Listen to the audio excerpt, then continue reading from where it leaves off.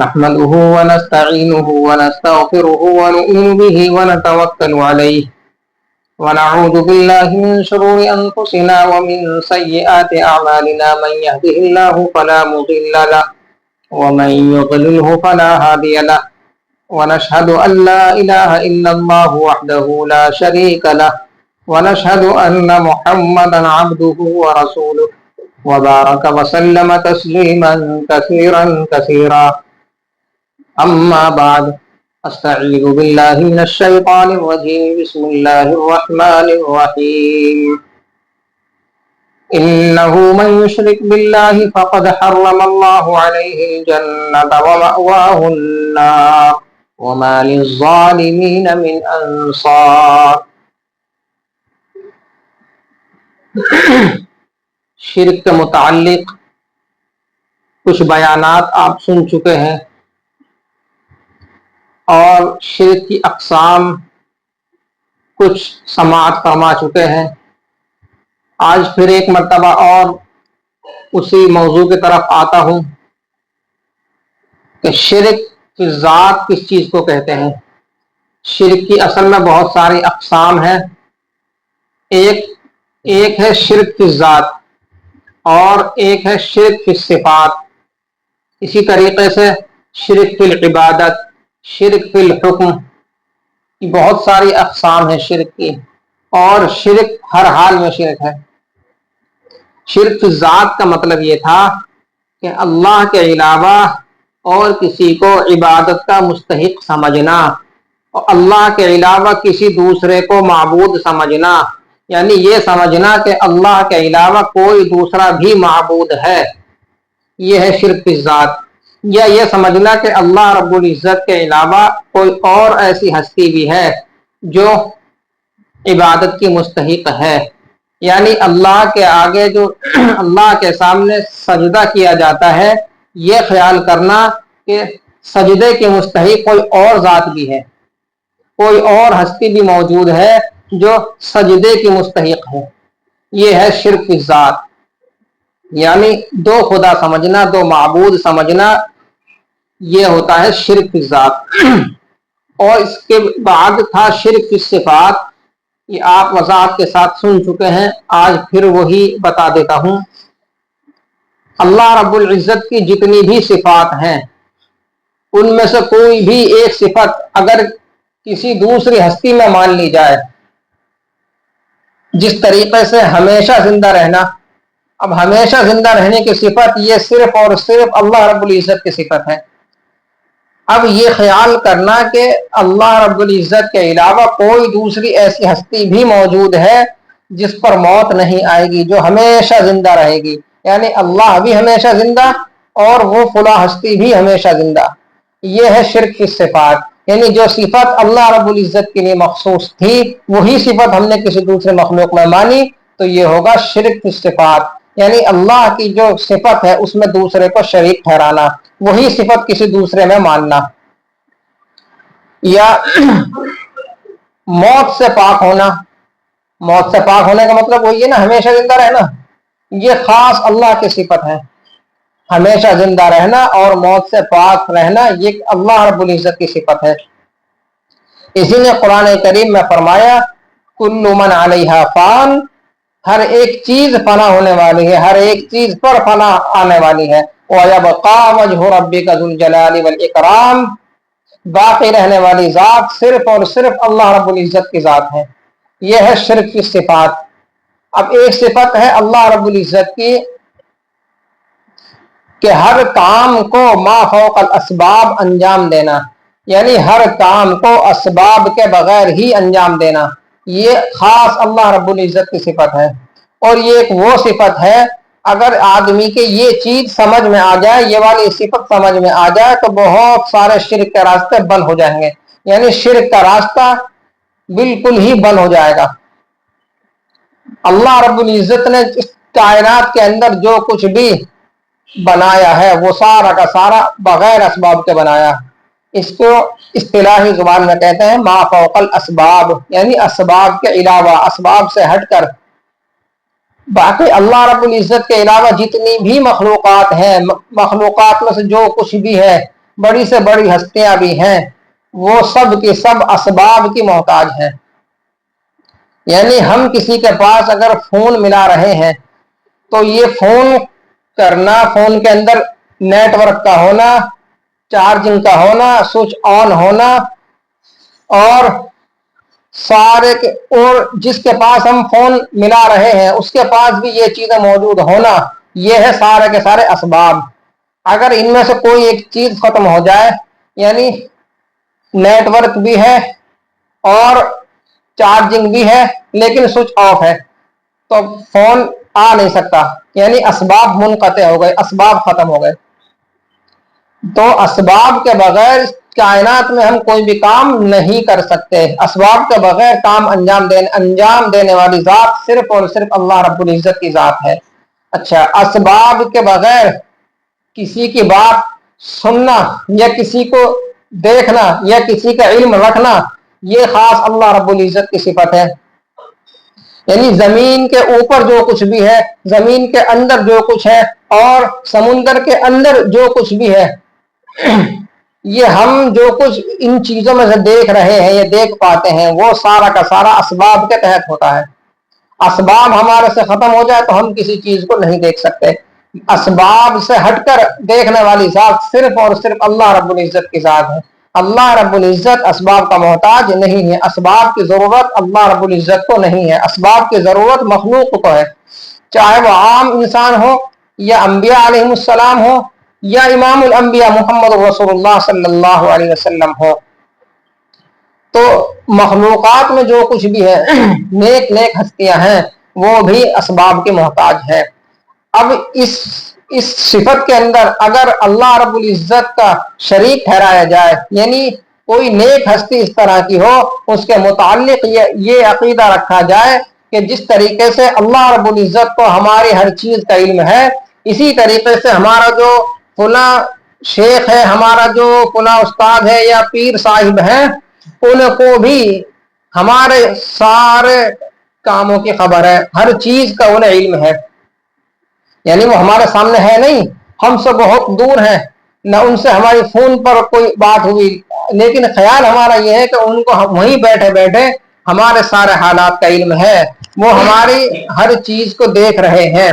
अब चूंकि असबाब उनके पास नहीं है, तो असबाब से हटकर हमने ये अकीदा बनाया कि उनको हमारी हर चीज का इल्म है। तो ये अल्लाह की जो सिफत थी बगैर असबाब के देखने वाली, बगैर असबाब के इल्म रखने वाली, तो ये खास सिफत अल्लाह रब्बुल इज्जत की थी। तो हमने उस सिफत को किसी दूसरी मखलूक में मान लिया, तो ये है शिर्क फी सिफात।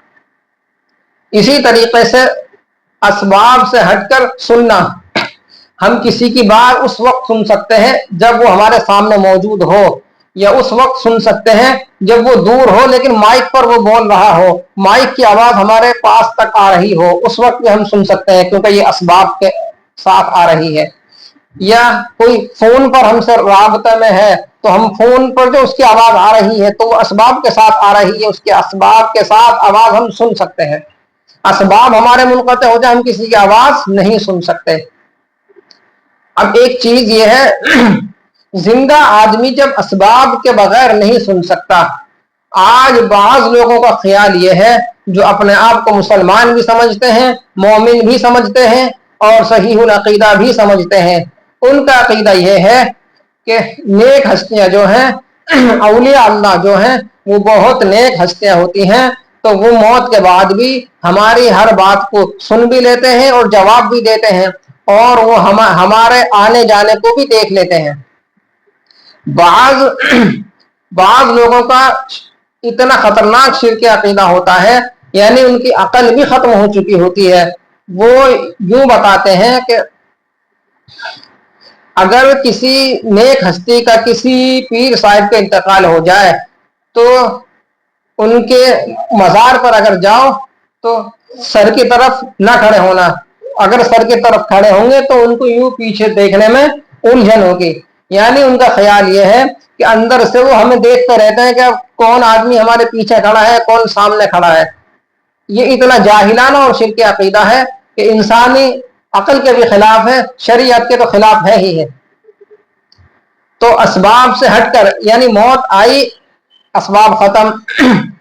اب جو مٹی کے اندر وہ ہے اس کے اوپر کونٹلوں کے حساب سے مٹی ہے, مٹی کے ایک اور اسباب ختم, یعنی موت سے روح نکلی, سننے کے اسباب ختم, دیکھنے کے اسباب ختم, مٹی کے اندر جو اس کو رکھ دیا گیا اوپر سے کونٹلوں کے حساب سے مٹی اس کے اوپر ڈال دی گئی, اب وہ ایک اور اسباب ختم, یعنی اب وہ ہمارے سے بہت دور ہو چکا, یعنی اسباب منقطع ہو چکے, نہ ہماری کوئی بات وہ سن سکتا ہے, نہ وہ کچھ بول سکتا ہے, نہ وہ دیکھ سکتا ہے.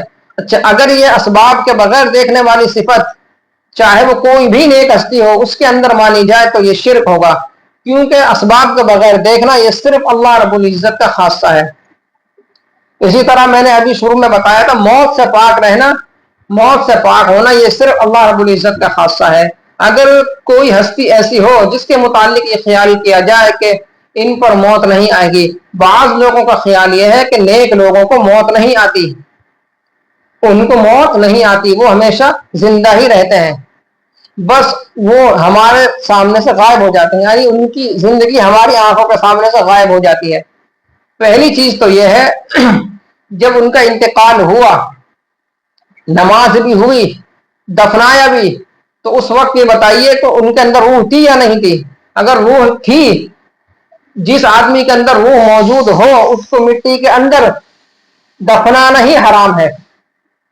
یا تو ایک چیز یہ چھوڑو کہ ان کے اندر روح تھی یا نہیں تھی, یا تو یہ بتایا جائے, یا اس عقیدے کو چھوڑا جائے. اور تمام اہل لغت یہ لکھ رہے ہیں کہ موت کا مطلب ہے الموت ضد الحیات, موت اور حیات یہ آپس میں ضد ہیں, یعنی ایک آدمی کے اندر موت ہے تو اب اس کے اندر زندگی نہیں, اگر زندگی ہے تو اس کا مطلب وہی موت نہیں آئی, تو موت اور زندگی ایک ہی شخص کے اندر ایک جگہ جمع نہیں ہو سکتی, موت ہوگی یا حیات ہوگی.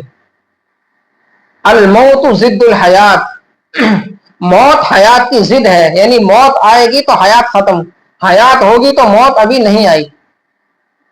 تو ہمیشہ زندہ رہنے کی صفت سے یہ صرف اللہ رب العزت کی صفت ہے. اگر یہی صفت کسی نیک ہستی میں یا کسی یا انبیاء علیہ الصلوۃ والسلام میں یا امام الانبیاء صلی اللہ علیہ وسلم میں مان لی جائے کہ ان کو موت نہیں آئے گی, یا موت نہیں آئی, تو یہ شرک ہے. اچھا, ایک شرک ہوتا ہے شرک فی العبادت. شرک فی العبادت کا مطلب یہ ہے کہ اللہ رب العزت کے علاوہ اور کسی کو عبادت کا مستحق سمجھنا. اللہ رب العزت کے آگے سجدہ کیا جاتا ہے, یہ خیال کرنا کہ سجدے والی صفت یہ اللہ رب العزت کے علاوہ فلاں ہستی میں بھی ہے. جس طریقے سے بعض لوگ مزاروں پر جا کر سجدے میں جا گرتے ہیں, یعنی جو نیک ہستی وہاں دفن ہے اس کے آگے سر جھکانا, زمین پر سر رکھنا, یہ شرک ہے, کیونکہ سجدہ خاص عبادت ہے. اسی عبادت کو ہم نے اللہ رب العزت کے علاوہ اور کسی کے لیے خاص کر لیا, اب یہ شرک ہو گیا. یعنی سجدے کی مستحق کوئی ذات نہیں ہے, سجدے کے لائق ہونا یہ صرف اللہ رب العزت کا خاصہ ہے جو معبود حقیقی ہے.